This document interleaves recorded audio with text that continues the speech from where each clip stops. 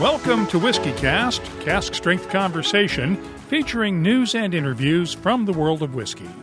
I'm Mark Gillespie, and this is episode number 1002 for April 30th, 2023. Coming up in a few minutes.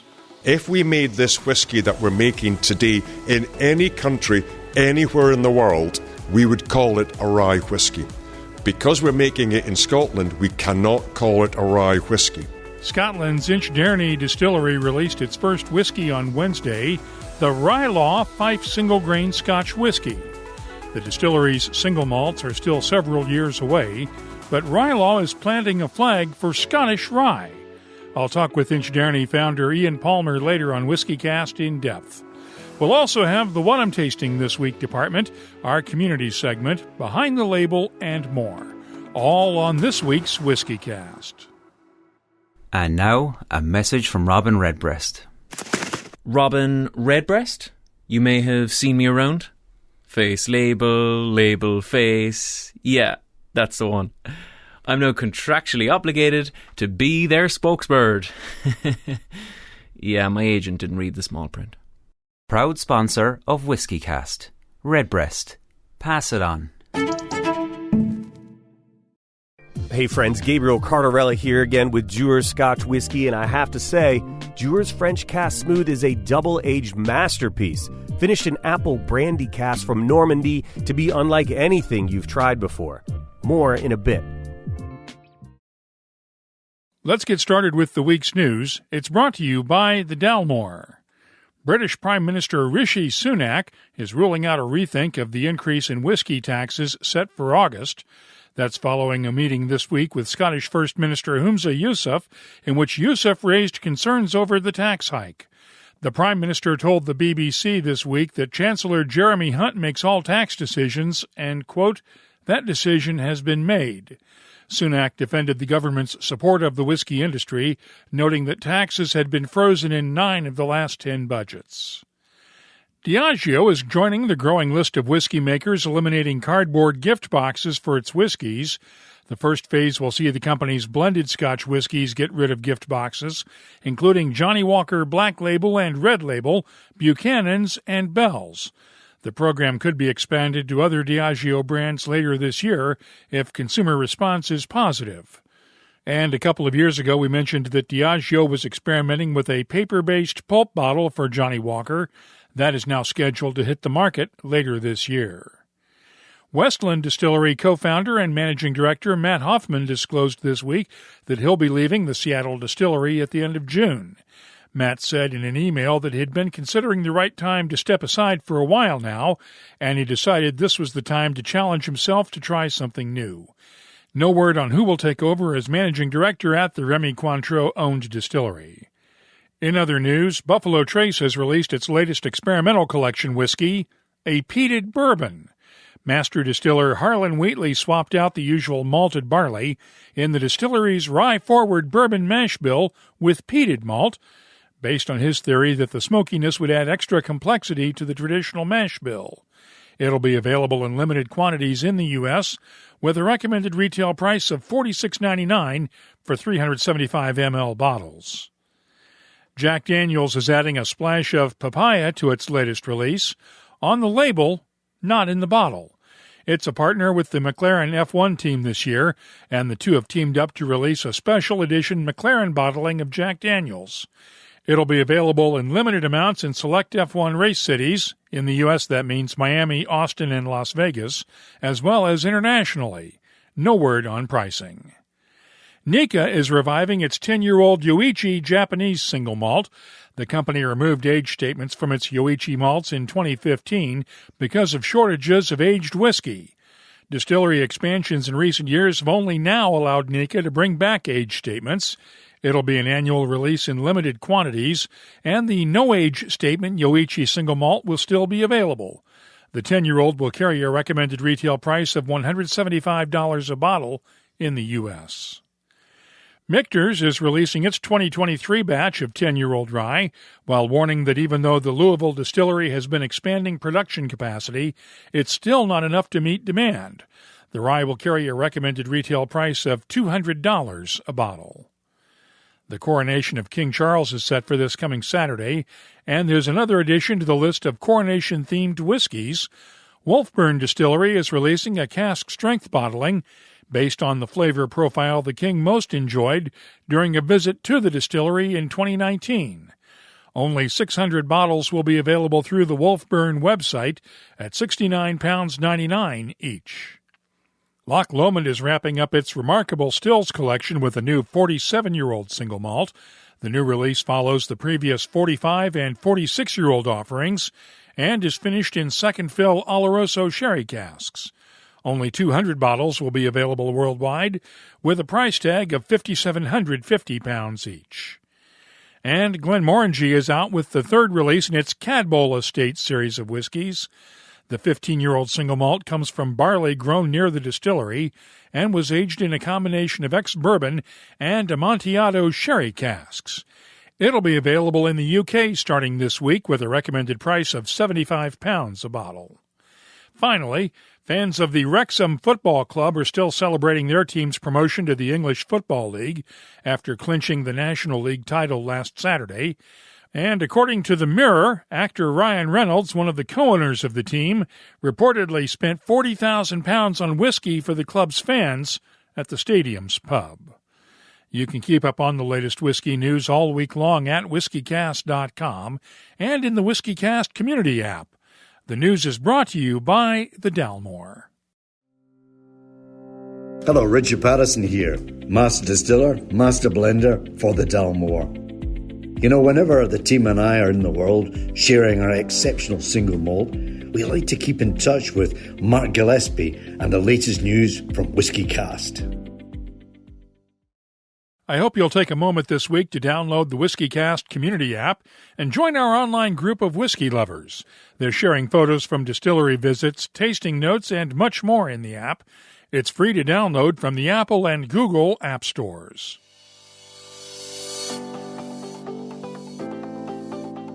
Time now for the calendar, our look at upcoming whiskey events around the world. It's brought to you now by our friends at Writer's Tears. The Spirit of Toronto Festival is coming up this Saturday, May 6th, along with the Whiskey Show in Adelaide, South Australia. Whiskey Fest is on the 12th in Chicago, and the London Whiskey Weekender runs from the 12th through the 14th at the Kia Oval in London. The Toulouse Whiskey Festival is that same weekend in Toulouse, France. The Whiskey Show returns to Sydney, Australia on May 20th, and Whiskey Live Dublin is May 19th and 20th. The Campbellton Malts Festival is May 23rd through the 26th, and the Islay Festival of Malt and Music gets underway on the 26th and runs through June 4th on the Isle of Islay. You'll find a complete calendar of events at the WhiskyCast website and in the WhiskyCast community app. It's brought to you by Writer's Tears. Writer's Tears Copperpot, an 18th century style of premium Irish whiskey, blended from single pot still and single malt. Like yourself, it's one of life's treasured rarities, and what's rare is wonderful. Writer's Tears Copperpot. Gabriel here again. Dewar's Master Blender Stephanie McLeod has been doing some amazing things with cask finishing lately, and Dewar's French Cask Smooth is no exception. It's the 5th edition to the Dewar's Cask Finishing Series. This 8-year whiskey is double-aged, then finished in Calvados casks to blend together the best of Scottish distilling and aging with the finest in French brandy maturation. The nose is sweet honey and citrus in perfect balance. Taste it, and you'll get this unmistakable note of baked apple, citrus, and a hint of cinnamon spice. Now, I recommend it this time of year as an apple cinnamon highball, using lemon juice, simple syrup, unfiltered apple juice, and club soda, or simply enjoy it on its own. Either way, it's a specially crafted reward for your curiosity. WhiskyCast In Depth is brought to you by Mortlock and the Classic Malts lineup. Back in May of 2016, we took a tour of the then brand-new Inchdairnie Distillery in episode 590. 7 years later, I returned to Glenrothes this week to taste Inchdairnie's first whiskey, the RyeLaw Fife Scotch Grain Whiskey. It's not a single malt, and 7 years ago they didn't tell us much about their plans to make a rye whiskey, let alone make it the distillery's first release. I sat down with founder Ian Palmer to discuss RyeLaw. Why do a rye whiskey in the first place? Flavour. It was an opportunity to try a different material, an opportunity to do a bit of experimentation and to understand how the flavours would develop here in Scotland. We didn't want to do a Me Too American rye or a Canadian rye. We wanted to try and expand the boundaries of flavour that we can get from a Scottish distillery. And rye has historically been used in Scotland, right? Yes, it has. We've got the evidence that goes back several hundred years of the use of rye. Rye was something that was very commonly grown here in Scotland because the rye was easy to grow on poor ground, and a lot of it was used in those days. But really, after the 1918, its use faded away. It's used mostly in grain distilling now, right? It's really not used at all, actually, in Scotland. Very little of it is used. And I think most of it is used here in people like Inchdairnie, Arbiki and Bruichladdich are using it. But we do know one or two other distillers are using it in some of their blends, particularly for the American market. When you blend rye and single malt together in a mash bill of 53% rye, 47% malted barley, and you're using malted rye, what do you get? We begin to get a bit more of that kind of sharp spiciness to it, and it gives us another dimension to the flavour profile, one that actually brings some of the kind of edge to it, and it blends very well with the new oak. It's not just the rye itself, but the way that we actually mature it by putting it into new American oak casks, and the two of them add together to give us a much more sort of full-bodied, kind of perfume type flavour, kind of perfume box kind of flavour that we get with a small sharpness. We don't like too much of a hard hit. We like it to have something that has got a distinctive rye background to it, but breadth of flavour to it. You mentioned before that you didn't want to duplicate what American and Canadian distillers have done with rye. How do you create something unique without duplicating that? We try our best to understand how it's made and how they work that process through. And when we were looking at really the beginning of the process, where you looked at the actual cereal itself, we looked at, well, they didn't malt the rye, but malting cereal in Scotland is a traditional thing. That's what malt whisky is all about. It's all about malt. It's about malted barley. Well, why not malted rye and malted barley? Which was a point of difference between that and America and Canada. You then move on into the fermentation. A lot of the fermentation is what we would call in grains, so there was no filtration. But here in Scotland, particularly in malt distilling, we actually filter the solids out of the mash and only ferment the clear wort. That's Scottish. That's not what is normal. Yes, I accept that some other distilleries will do it that way, but not normally. So again, that's a point of difference, but a point of difference not for the sake of it, a point of difference that refers back to Scotland. And then you have the final piece, which is batch distillation in a pot still. That's Scottish. But yet we were true to the fundamentals of rye by using rye grain at more than 51%. But you also use a mash filter, which is not traditional in Scotland. I think you're one of only 2 or 3 distilleries using it in Scotland. What does that bring to the process? It makes it easier to create the clear wort, which is fundamental to malt whisky tradition. So we're extracting all of the draff, all of the solids out before we add the yeast to ferment. It's core to what is actually a Scotch malt whisky, and it's the fermentation of a clear wort. Because rye is very viscous, it is very difficult to filter. The mash filter allows us to filter wort while keeping one of the main fundamentals of malt whisky, that is that you actually filter the wort through a bed of husk. Not just through the filter material itself. It's just there to create the filter medium, which is the husk, which is exactly the same in a mash tun and a lauter tun. So we stick to the fundamentals. You mentioned earlier today that you found non-foaming rye. Every distiller I've talked to that does rye complains about foaming. And I didn't know there were non-foaming ryes until today. That's two of us. We didn't know that when we set down this road. We did not know there was such a thing as non-foaming rye. We did not know that. It was an accident. We're not going to claim that we understood that.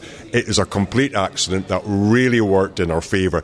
We do believe the fact that we do malt the rye does help. So probably it was a low foaming rye that, because it was malted, didn't foam at all. But that was just an accident. We did not know about that at all. But we were absolutely delighted that we did find that, because it makes the processing so much easier. And I'm sure that, if other distillers understand this, that there is a non-foaming rye out there, it would be interesting for them to try it and see if there is a flavour difference between the foaming rye and a non-foaming rye. But then they'd have to deal with the foam on that foaming rye. Well, a lot of the American distillers deal with the foaming rye. So maybe it should be the other way around. Why don't they take a look at the non-foaming rye and see if there is a flavour difference between them? I'm not sure if non-foaming ryes are available on the other side of the Atlantic. How hard was it for you to get farmers to grow rye to work with you? Because rye is not typically grown these days in Scotland. No, rye is not typical, particularly taking rye all the way through to maturity. That is not typical at all. We were very fortunate in finding a farming partner who was willing to try it. They were already growing rye, but not to maturity. They were growing the rye as a green crop for cattle food and for anaerobic digestion. So it was an opportunity for them to try something. But above all, we gave the commitment to buy it. So commercially, he wasn't taking a risk. We underwrote that risk by saying, whatever you grow, we will buy it.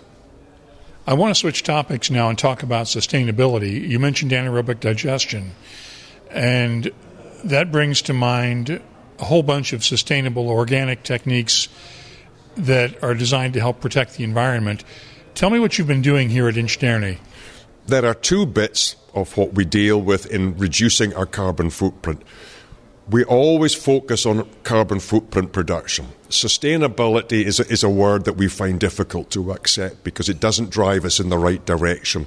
By understanding our carbon footprint, we've been able to identify two key drivers that are driving the carbon footprint. One is the gas that we're burning in the boiler to give us the steam, and the second one, and the more difficult one, is in fact all of our barley and rye that we use. So to go into our steam raising into our gas consumption, we will be converting over the next couple of years to green hydrogen. Switching to green hydrogen will wipe out 35% of the carbon footprint of our new make spirit. The next one, the big one, and the one that we accept that will take a lot of time, and that is to understand how to grow our cereal with a much lower carbon footprint. We're very pleased to be working with Muntons, who are our maltster, and they are working on changing the fuel that they use in their kilning process to a lower carbon, more sustainable energy source. They're already working with the farmers to see if they can drive down the carbon footprint of growing the barley, and that's something that we're undertaking ourselves here at Inchdairnie with a group of local farmers to drive down that carbon footprint of our barley. What else are you doing in the distilling process to reduce your carbon output? It really is, everything else is really very small percentages. We've converted all of the lights to LED. We're examining particularly our water consumption, and we have already got our water consumption below the Scotch Whisky Association target of 25 litres of water per litre of alcohol. We've been operating at that for quite some time now, and I'm trying to drive that element down even further. We do, and an awful lot of what we're doing is actually small things. In our car park now, we have got charging points for electric cars. And so it's actually is nothing really big other than those two really big subjects that we spoke about a few moments ago. But we're looking at all of the individual details, the small pieces that we want to do. I want to get back to the whiskey for a moment. When can we expect to see the first Inchdairnie single malts? Probably, and no firmer than probably, because we will only release our whisky when we believe it's ready. It's our decision. Most likely it will be around 2029. So a bit of a wait, but that's our policy. That's what we do. We will only release a whisky when we believe it's ready to go. Why was the RyeLaw ready at 5 years? Because it's gone into new American oak. New American oak, the extractives are very high, very quickly, and there was a risk that if we were to leave it for longer, that the wood would over-dominate and the spirit flavours would not come through. We just simply would be an old piece of wood, and we never wanted that. We wanted to get the balance between the spirit flavours and the wood flavours, and we think we've got it at this particular age. Somebody by now is probably asking the question, why name it RyeLaw? Explain the name. So, there is a bit of a story to the name. There is a farm very close to the distillery called RyeLaw. We were going to make a rye whisky, but we could not and still cannot call it a rye whisky. If we made this whisky that we're making today in any country, anywhere in the world, we would call it a rye whisky. Because we're making it in Scotland, we cannot call it a rye whisky. So the next best thing we can do is take a look at the brand name. And we had a policy here at the distillery of having all of our brand names being local landmarks around the distillery. And Rye, the RyeLaw farm, was actually one of the closest landmarks to the distillery. So we took that opportunity to take a local farm name, use that as our brand name. It has rye in the name, and that gives you a hint to what is in the bottle. Do you see this as the first of what could become a growing Scottish rye market? I mean, Arbiki has been doing this for a couple of years. Bruichladdich just released a rye in its regeneration project. Could we see this as a resurgence of rye in Scotland? Probably. I won't say any more than that. I think probably. I think a number of people will start to take a look at that. It is a difficult cereal to work with if you don't have the right equipment and the method in place. So if you're going to use it within a traditional malt distillery, I'm not saying it's impossible, but it will be difficult. So that is probably a bit of a barrier to the use of rye, particularly if you work with the American definition, which we do, which means that the rye is the majority of the mash bill. You also described this on the bottle as a Fife single-grain Scotch whiskey. Fife is not traditionally known as a whiskey-making region. I think this may be the first whiskey to carry the name Fife as a region. Explain the difference there. Provenance is very important to us. We believe that people want to know where the whiskey comes from. And to simply call it a lowland, it gets completely lost. All of our cereal is grown in Fife. The distillery is in Fife, and we mature all our whiskies in Fife. Fife grown, Fife distilled, Fife matured.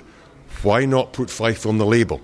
I believe that it gives the consumer more information to allow them to make a more informed purchasing choice. I think that Lowland is an outdated region within the Scotch whisky industry. It does not inform the consumer. It isn't tight enough. It's not narrow enough. And we're very proud of being a Fife distillery. So we want the world to know about that. Geographically, it is very obvious. On any map of Scotland, you can even see Fife from space. So why not do that? Might we see Fife one day as its own whiskey region? You have Kingsbarns, Eden Mill, and Lindorus Abbey. You already have more distilleries than Campbellton has. So why not have it as a whiskey region? I rest my case. I believe that the distilleries within the Fife region have got their own personality. And I think that's important. They have their own personality and they go and do it their own particular way. But above all, they are in Fife. And many of them, like us, use Fife-grown cereal. So why not have the Fife region?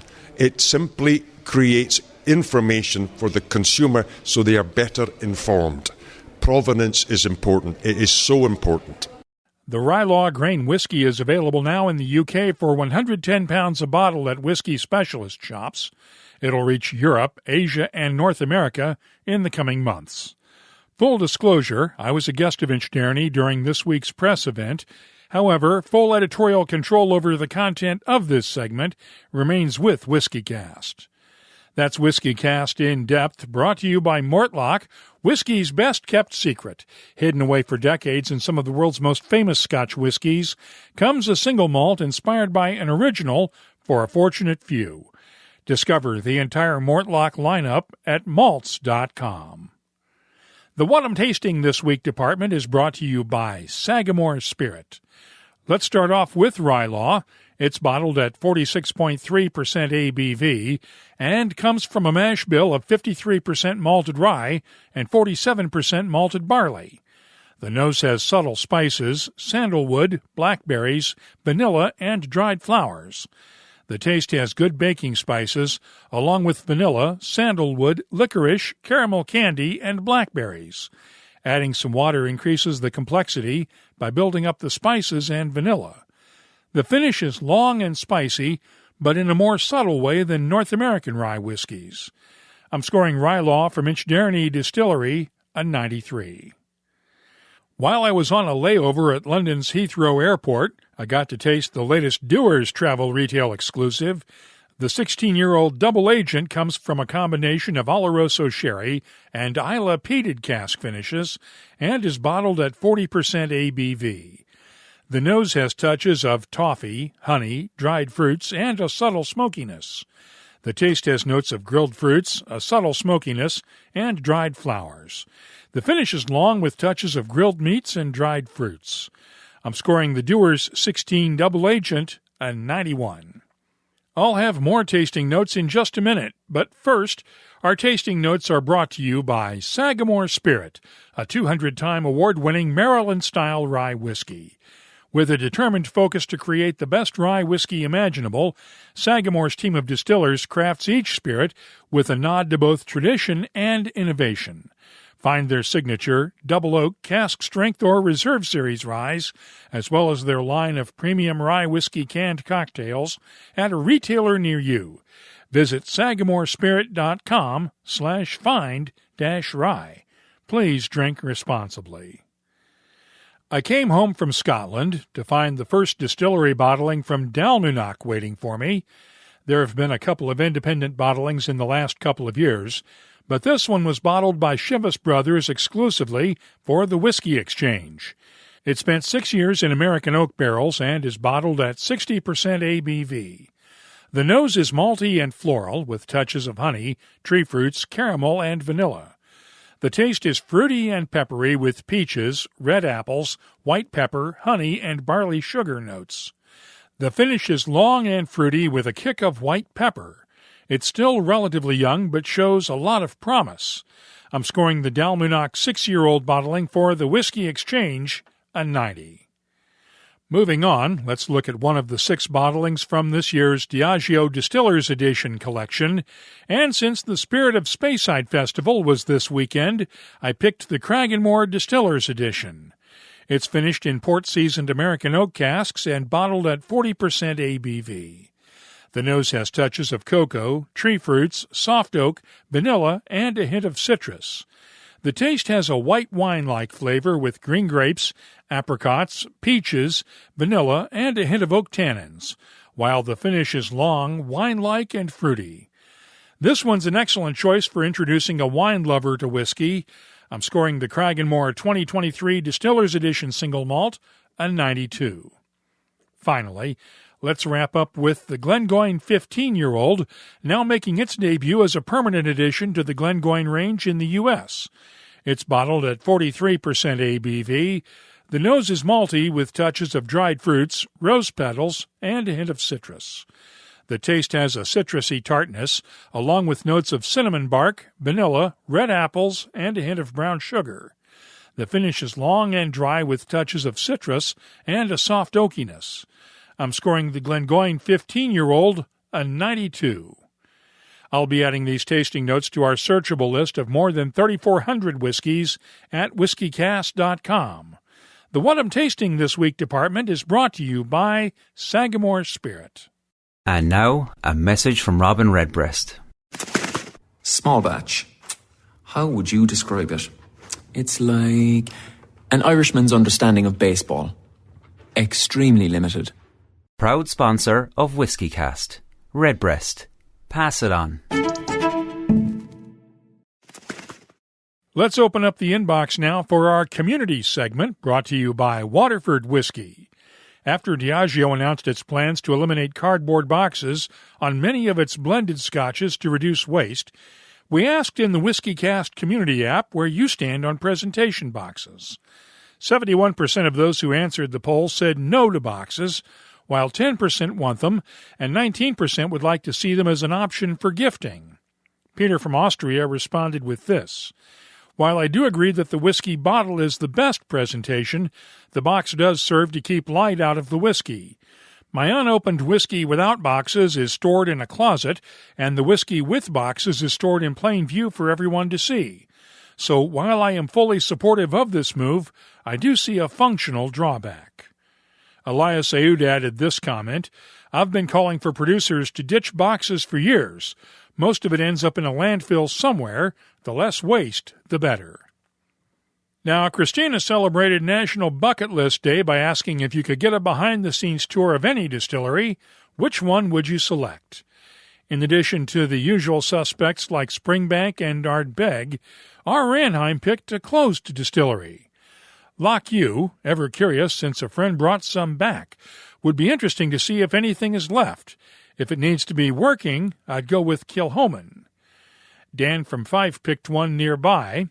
Ironically, since Mark recently visited, it's Inchdairnie. Great-looking place in pictures, plus very local to me. Shame the visits are restricted to top dogs like Mark, or folk who get lucky with Fife Whiskey Festival tickets. Maybe one day they'll have more extensive open days. Unfortunately, there are no plans to open Inchdairnie to visitors on a regular basis. So, what's your bucket list distillery visit? Tell us on the WhiskyCast community app or look for us on Twitter, Facebook, and Instagram at WhiskyCast. The email address is comments@whiskycast.com. Our community segment is brought to you by Waterford Whiskey, where they explore the frontiers of natural flavor one farm at a time to create unique Irish whiskies. Visit them on the web at waterfordwhiskey.com. Let's wrap up the show now with Behind the Label, our look at the history, science, and people who make whiskey unique. I want to go back to RyeLaw for just a minute now, since it's distilled in an unusual way. While the spirit run is done on a conventional pot still, the first pass is done on a Lomond still. What's a Lomond still?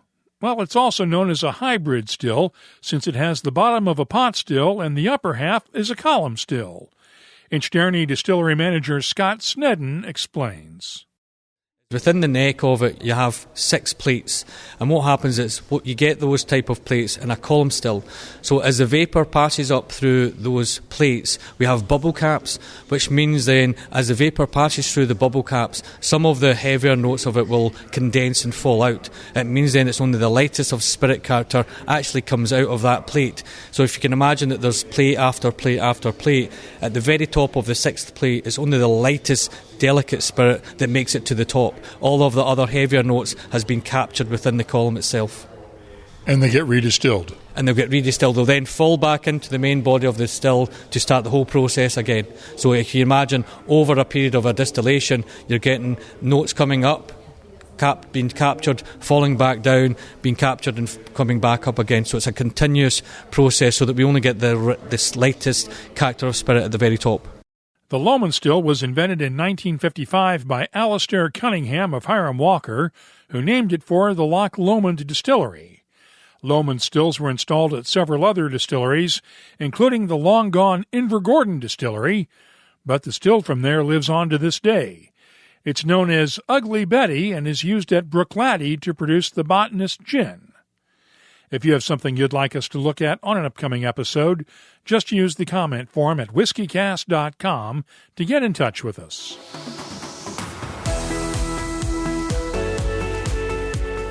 That's all for this episode of WhiskyCast. You'll find our free WhiskyCast community app in the Apple and Google app stores. And you can always get in touch with us on Instagram, Facebook, and Twitter at WhiskyCast. Of course, email's an option too. Our address is comments@whiskycast.com. Friends, it's me again, reminding you to try Dewar's French Cask Smooth Blended Scotch Whiskey. The best of two cultures and traditions in one beautiful bottle. Please drink responsibly. And now, a message from Robin Redbreast. A thoughtful gift is hard work. What you need is a go-to multi-purpose gift for all occasions. A bottle of Redbreast can say, enjoy every minute, they grow up so fast. And equally nails, apologies for the back pain, I should have just hired a moving company. Proud sponsor of WhiskyCast. Redbreast. Pass it on. WhiskyCast is a production of Cask Strength Media, copyright 2023, and comes to you from the charming, yet regrettably dry town of Haddonfield, New Jersey. I'm Mark Gillespie, reminding you that when you drink, please drink responsibly. Thanks for listening.